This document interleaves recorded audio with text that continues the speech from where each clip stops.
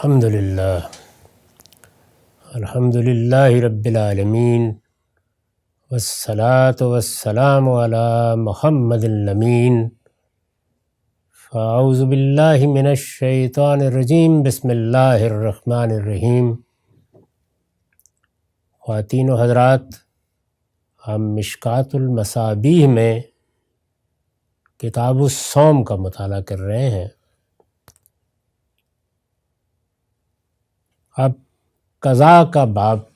زیر بحث ہے۔ وعن معاذۃ العدویہ انہا قالت لعائشۃ ما بال الحائض تقضی الصوم ولا تقضی الصلاۃ، قالت عائشہ کان یصیبنا ذلک فنؤمر بقضاء الصوم ولا نؤمر بقضاء الصلاۃ۔ معاذہ عدویہ بیان کرتی ہیں کہ انہوں نے سیدہ عائشہ سے کہا،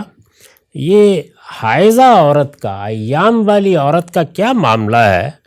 کہ ان کو یہ تو کہا گیا ہے کہ وہ چھوٹے ہوئے روزے پورے کریں، لیکن یہ نہیں کہا گیا کہ چھوٹی ہوئی نمازیں بھی پوری کریں۔ تو سیدہ نے فرمایا کہ یہی دین کا حکم ہے، رسول اللہ صلی اللہ علیہ وسلم ایسے ہی ہمیں یہ ہدایت فرمایا کرتے تھے کہ ہم روزے پورے کریں، لیکن نماز پوری کرنے کے لیے نہیں کہا جاتا تھا۔ تو یہ انہوں نے گویا یہ بتا دیا کہ دین میں جو چیز اصل ہے وہ یہ کہ اللہ کا حکم کیا ہے، اللہ کے پیغمبر کا حکم کیا ہے، کس چیز کی ہدایت کی گئی ہے، اس کے سامنے سر تسلیم خم کرنا ہوگا۔ البتہ یہ بات کہ اس کی حکمت کیا ہے وہ نہ پوچھنے میں کوئی معنی ہے نہ سمجھنے میں کوئی معنی ہے۔ تو ادنا تأمل سے یہ معلوم ہو جاتا ہے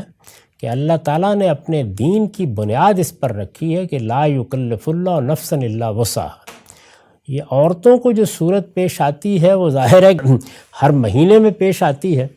تو اس میں اگر ہر مہینے کی نمازیں بھی پوری کرنے کے لیے کہا جاتا تو یہ زیادہ مشقت ہو جاتی۔ عبادات میں یہی اصول قائم کیا گیا ہے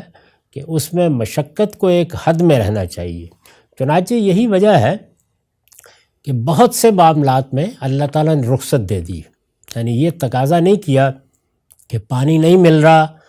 تو 2 میل 4 میل دوڑیے اور جا کر پانی تلاش کیجیے۔ بیماری یا کوئی مرض ہے تو اس میں بھی جب تک آپ کو یہ سرٹیفکیٹ نہ مل جائے کہ مر ہی جائے گا آدمی تو بہرحال اس کو پانی استعمال کرنا چاہیے۔ ایسی چیزوں کا پابند نہیں کیا، بلکہ اس میں رخصت کا طریقہ اختیار کیا ہے، اور یہ اصول بھی بتا دیا ہے کہ عبادات کے باب میں اللہ تعالیٰ تم پر سختی نہیں کرنا چاہتے۔ ویسے تو اللہ کی ساری شریعت میں یہ اصول کار فرما ہے، عبادات میں خاص طور پر رخصت کا طریقہ اختیار کیا گیا ہے۔ تو یہاں بھی یہی ہے کہ ہر مہینے ایک زحمت دینا کسی طرح موضوع نہیں تھا، لیکن روزے 5 7 10 اگر چھوٹ گئے ہیں تو وہ ظاہر ہے کہ پھیلا کر بھی رکھے جا سکتے ہیں۔ کوئی 2 ایک ماہ میں رکھ لیے، 3 ایک ماہ میں رکھ لیے، تو 2-3 ماہ میں بھی اگر پھیلا دیں اور ہر مہینے میں بھی ایک روزہ رکھ لیں تو بہت آسانی سے سال بھر میں پورے ہو جاتے ہیں۔ اور یہ اوپر ہم نے ابھی پڑھا کہ سیدہ عائشہ یہ کہتی ہیں کہ میرے روزے تو مؤخر ہو جاتے تھے جو مجھے پورے کرنے ہوتے تھے، یہاں تک کہ رمضان آ جاتا تھا۔ شعبان کے مہینے میں چونکہ رسول اللہ بھی روزے رکھتے تھے تو اس وجہ سے میں رمضان سے پہلے شعبان میں یہ فرض پورا کر لیا کرتی تھی۔ تو یہ سب صورتیں بالکل جائز ہیں، ان میں کوئی تشدد نہیں برتنا چاہیے۔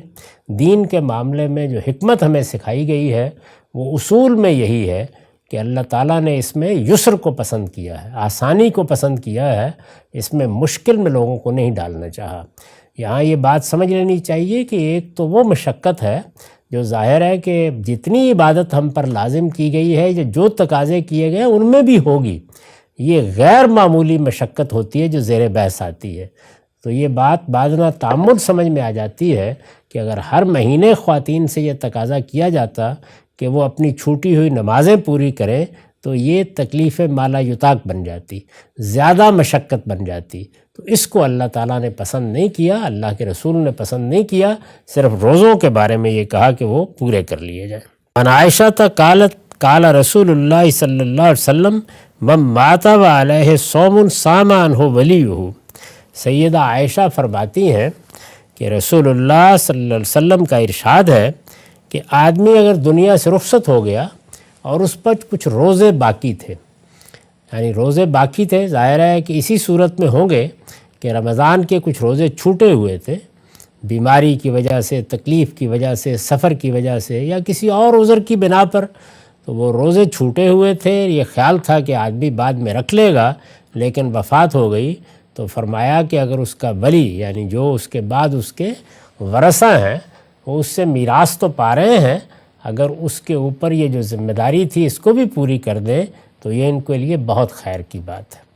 دوسری روایتوں سے یہ معلوم ہوتا ہے کہ اگر اس کا حوصلہ نہ ہو یا اس کی ہمت نہ ہو تو فدیہ ہی کم سے کم دے دیا جائے۔ یہ بات ٹھیک ہے، اس لیے کہ ذمہ داری کو ادا کرنا، قرض کو ادا کرنا، کوئی چیز لازم تھی اور کسی وجہ سے اس پر عمل نہیں ہو سکا تو اس میں اگر اولیاء اس کو پورا کریں گے تو اس کو بھی اجر ملے گا اور ان کو بھی اجر ملے گا۔ یہ وہ چیز نہیں ہے جس کو ایصال ثواب کہا جاتا ہے، اس کے مباحث بالکل الگ ہیں۔ یہ تو اس سادہ اصول پر مبنی ہے کہ ہم نے اگر ایک باپ سے میراث پائی ہے اور اس کے کمائے ہوئے میں حصے دار ہوئے ہیں تو اس کی کوئی ذمہ داری اگر ہے تو اس کو بھی ادا کرنے کے لیے آگے بڑھنا چاہیے۔ اسی پر دنیوی معاملات کو قیاس کیا گیا ہے کہ اگر کسی کا باپ یا کسی کا بڑا بھائی یا اور کوئی شخص جس کی ذمہ داری اس پر عائد ہوتی تھی وہ کہیں قرض چھوڑ کر رخصت ہو جاتا ہے تو وہ بھی ادا کرنے کی کوشش کرنی چاہیے، یعنی ادا کرنے کی کوشش کرنی چاہیے۔ ممکن حد تک اگر ایسا ہو سکے تو یہ باعث اجر بنے گا، بس اتنی بات ہے، اس سے زیادہ کوئی چیز نہ یہ ہے نہ اس سے استنباط کرنی چاہیے۔ وآخر دعوانا الحمدللہ رب العالمین۔